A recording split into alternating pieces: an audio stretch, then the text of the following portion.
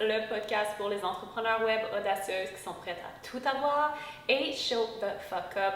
Si vous ne me connaissez pas, moi c'est Val et je suis maman et entrepreneur web multi-6 chiffres qui aide les coachs et prestataires de services comme toi à bâtir un empire web 6 chiffres et plus, bâtir ton mouvement, bâtir ta marque grâce à du contenu magnétique et des systèmes simplissimes dans ton entreprise. Et aujourd'hui, il faut qu'on ait une discussion entre femmes. L'heure est grave. Non, je rigole. Aujourd'hui, je voulais parler d'argent. Je voulais parler de femmes entrepreneurs qui parlent d'argent sur leurs réseaux sociaux. C'est un thème qui est super vivant en ce moment sur les réseaux sociaux, justement. J'ai envie de dire qu'il y a des conversations qui ont inspiré la conversation d'aujourd'hui que je m'apprête à avoir avec vous. Et je pense qu'il est temps qu'on se dise les vraies choses. Je pense qu'il est temps qu'on se dise les vraies choses par rapport à partager son argent, ses revenus sur le web. Hein? On le voit beaucoup. Les coachs business, coachs marketing qui partagent qu'elles font un certain montant par mois. Je le fais moi-même. Vous le savez que je fais 30 à 40 000 cash par mois, multi-6 chiffres par année, que j'ai eu une année à 321 000 de revenus. Vous le savez, je le partage.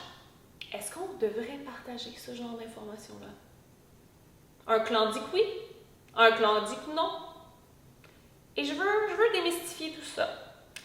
En parlant d'abord du clan qui dit non, il y a des gens sur le web qui disent qu'on ne devrait pas avoir à parler de notre argent, que la transformation qu'on offre, le service qu'on offre devrait suffire. Alors qu'il y a un autre clan qui dit non, let's fucking talk about it. Pourquoi pas parler? Pourquoi rendre l'argent encore plus tabou que ça l'est puis ne pas parler de ses revenus? Alors, qui a raison? Qui a tort? C'est où qu'on tranche? Tout d'abord, sachez que je ne suis pas quelqu'un qui dit « toi, tu as raison, toi, tu as tort, ça, c'est la vérité, ça, ce n'est pas la vérité ». Chacun a droit à ses propres opinions. Au final, hein, on va se le dire. Si tu es une coach et ça ne te tente pas de partager combien tu fais, c'est parfait. Tu as la liberté de faire ce que tu veux dans ton entreprise et ça, c'est génial.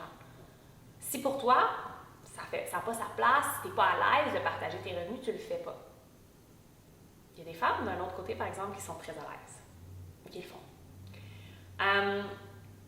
Et j'ai envie de parler de mon expérience par rapport à ça, parce que vous savez, je suis très à l'aise à parler de l'argent que je fais.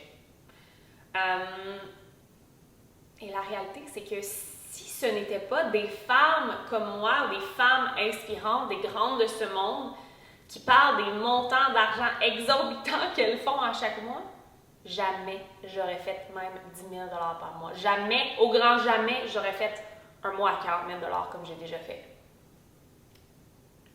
La vérité, c'est que c'est en voyant des femmes comme moi parler de combien d'argent elles font à chaque mois que j'ai compris que c'était possible de générer ces montants-là moi aussi. C'est comme si un monde de possibilités s'est ouvert devant moi. Et j'ai fait « wow ».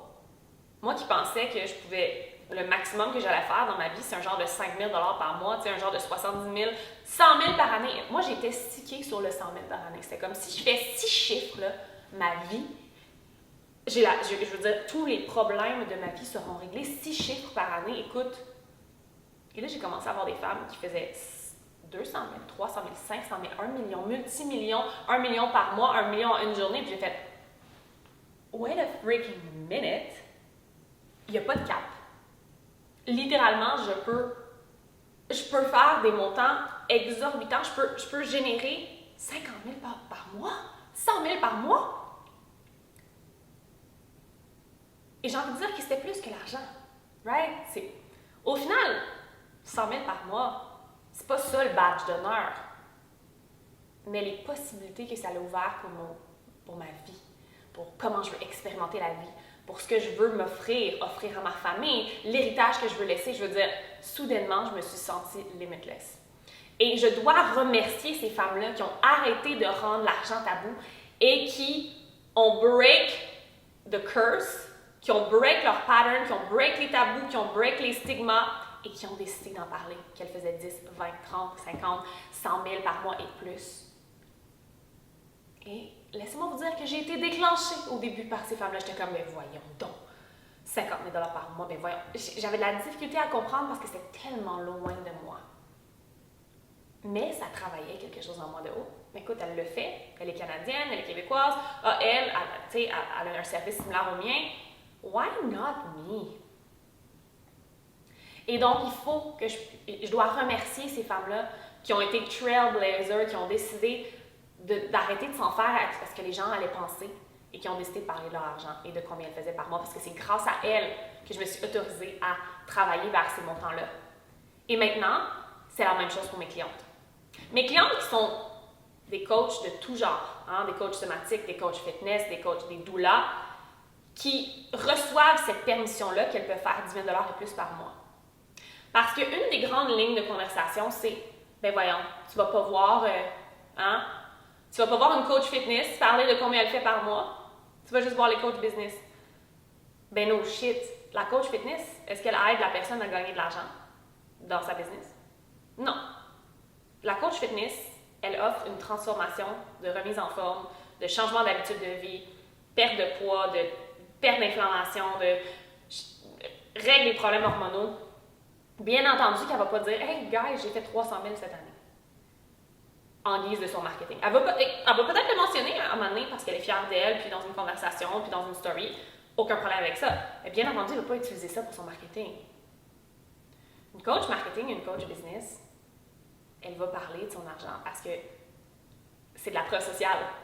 De la même façon que la coach en remise en forme, elle va montrer sa propre remise en forme. Est-ce que tu es en train de dire à la coach à remise en forme? Non, tu n'as pas le droit de montrer. Voyons, pourquoi tu montres ta remise en forme à toi? Pourquoi tu montres tes abdos à toi? Pourquoi tu montres ton processus de rebalancement hormonal? Les résultats que tu donnes à tes clientes puis ton service, ça devrait être assez. Make it make sense. Donc, si tu dis ça d'une coach business, que le résultat de tes clientes devrait être assez, que son service devrait être assez, tu es en train de dire que la coach de remise en forme ne devrait pas montrer ses abdos puis ne devrait pas montrer son propre processus de remise en forme. Right? Une coach business, une coach marketing, faire de l'argent, c'est une preuve sociale. Vendre ses services, marketer ses services, c'est une preuve sociale parce qu'elle enseigne aux autres coachs à vendre et marketer ses services, à faire plus d'argent. Et donc, ce discours-là, pour moi, n'avait aucun sens. Aucun sens. Of course que je vais parler de l'argent que je fais. Et je vais aussi parler de l'argent que mes clientes font. Je ne vais pas juste parler de mon argent. Importante nuance. Je pense qu'il y a un red flag si tout ce que tu vois chez une coach, c'est juste son argent, qu'elle ne parle jamais de ses clientes, qu'elle ne parle jamais de d'autres mesures de succès aussi. Écoute, moi, je suis quelqu'un qui pose souvent les statistiques de mes clientes, si un de leurs reels va viral, je pose parfois comment elles se sentent, elles m'envoient des témoignages de « Hey, j'ai connecté avec une cliente âme sœur, oh mon Dieu, j'ai eu 200 personnes à mon webinaire », toutes sortes de preuves sociales liées à l'entrepreneuriat, le marketing, la business. Mais bien entendu que je vais parler de mon argent. Et vous savez quoi?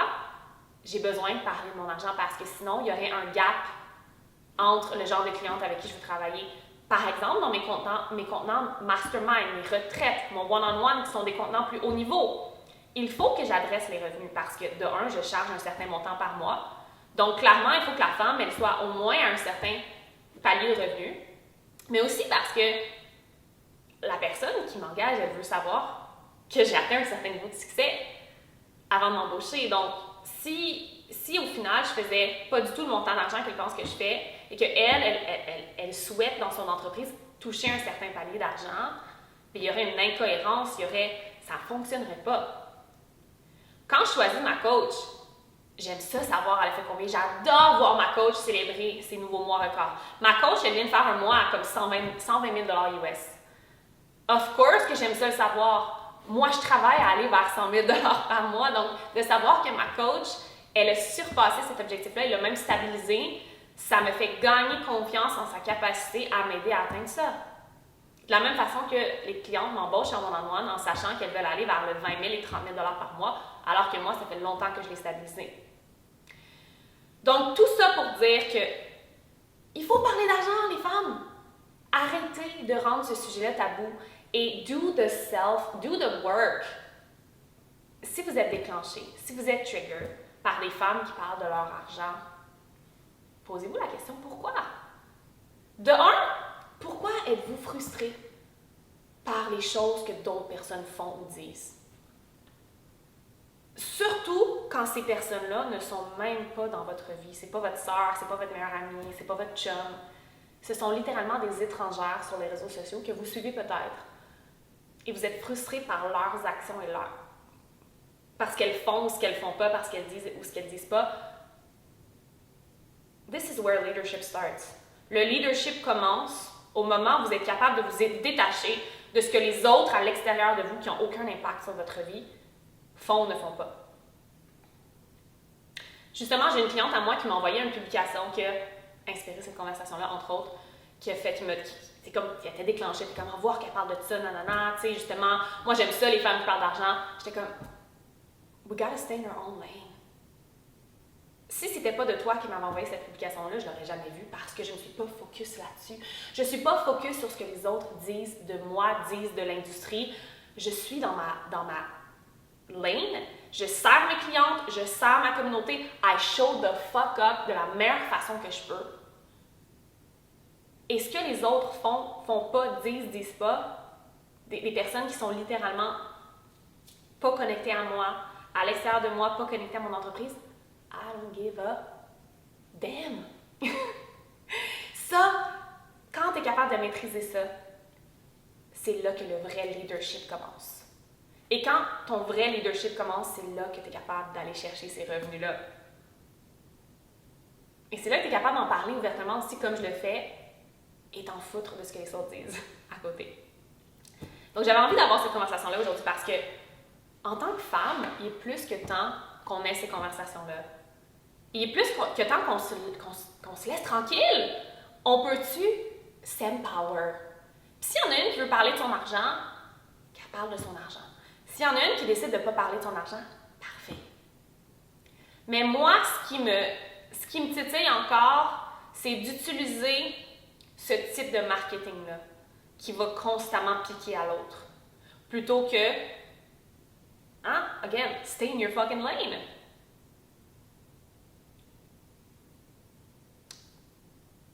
Voilà, c'était la conversation aujourd'hui. J'aimerais vraiment ça savoir qu'est-ce que vous en pensez. Que pensez-vous des femmes qui parlent de leur argent? Que pensez-vous de partager les revenus qu'on fait? Que pensez-vous des gens qui critiquent les femmes qui parlent de leur argent? Pensez-vous qu'elles sont simplement déclenchées? Pensez-vous qu'elles ont un point valide? Ouais, j'ai vraiment hâte d'entendre votre avis là-dessus. C'était quelque chose qui était vivant, donc j'avais envie d'en parler cette semaine. Et sachez que de mon côté, je vais continuer à parler de mes revenus, je vais continuer à mettre de l'avant combien je fais par mois, mes mois records. J'arrête pas de le dire, 2024, it's my $1 million year. Like, I'm claiming it. Je le proclame, je le déclare. J'arrête pas de dire depuis que je suis toute petite que je vais être millionnaire, multimillionnaire.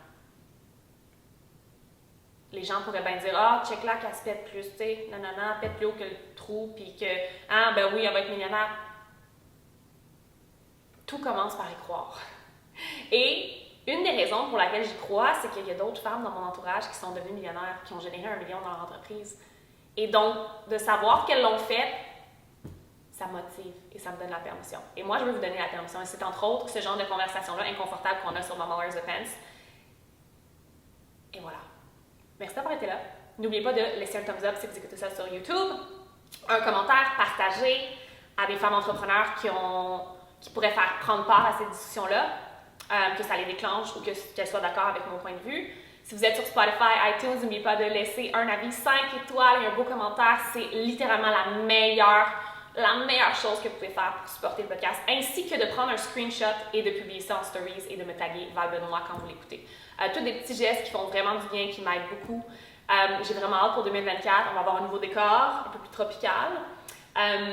Et voilà, merci d'être là chaque semaine. On se dit à un prochain épisode de Mama Wears the Pants. N'oubliez pas de show the fuck up.